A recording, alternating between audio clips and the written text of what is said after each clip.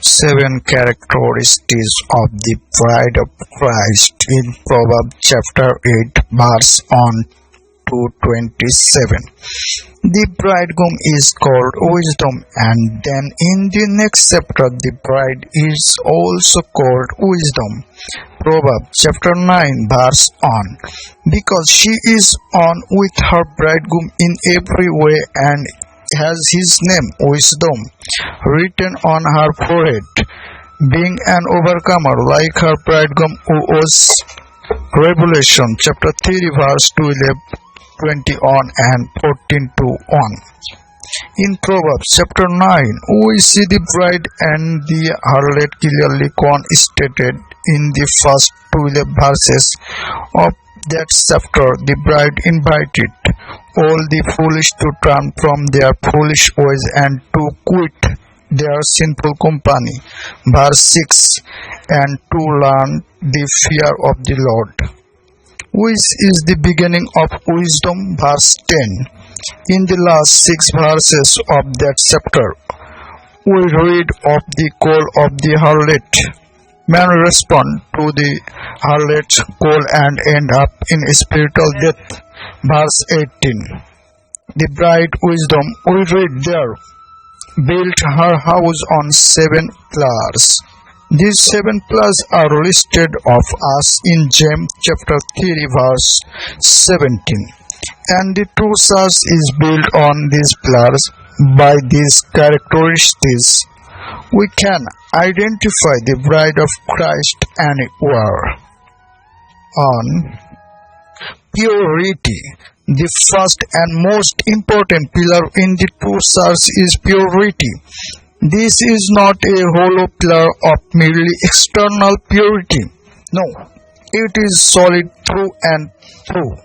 It is purity of the heart, and it grows from the seed of the fear of God deep within the heart. It is not by clever paint, but by pure heart that the true church of Christ is built. We cannot build the church if we don't have spiritual revelation on God and His ways. And only the pure in heart will be allowed to see God in their heart. Matthew chapter 5 verse 8. 2. Peacefulness. Righteousness and peace always go together. They are twin. The kingdom of God is righteousness and peace. Romans chapter 14 verse 17. True wisdom is never argumentative or quarrelsome. It does not strive.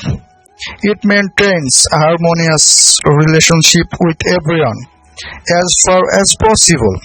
It is impossible to quarrel with man who is filled with divine wisdom. For such a man is peaceable man. He may be firm and he may be hated by compromisers, but he is always peaceable. Jesus told his disciples that when they travel to preach the gospel, they should stay only in the house of man of peace. Luke chapter 10 verse 5 to 7. We must be men of peace if we are to build God's house. 3. Consideration. The bride of Christ is always fair to others, gentle, patient, forbearing, and courteous. She is never harsh or rough, but always considerate of the feeling of others. When this church is supported by the pillar, it is become easy to bear with one another, even if some are slow of understanding or crude in their manners. The problem we begin to realize is not the goodness of our bride like her bridegroom. This marriage is not just a mental attitude, but fine expression in good words that are both taught in her action. She does good is all the ways she can to all people. She can at all times she can. 6. Steadfastness. A brother who has divine wisdom will be free from all crookedness. He will be wholehearted and straightforward with a single eye, free from doubt and hesitation. He will not be drought maintained, but strong in faith in God, and he won't be looking at his own weaknesses, but at the promises of God. Such a brother knows the victory over all consciousness. Sin is possible here and now. He is defendable person who can be trusted at all time to keep his word. He is steadfast and unmovable. You cannot make him bend his convictions or to compromise in any matter. He is straight and upright as a rod. 7. Freedom from hypocrisy. The bride has more spiritual content inwardly than others can see in her externally. Her hidden life is better than the opinion that others have of her external life. This is exact opposite of the spiritual elderesses or the harlot, whose so-called spirituality is only made of receiving the honor of man. What she has is actually religiosity and not true spirituality.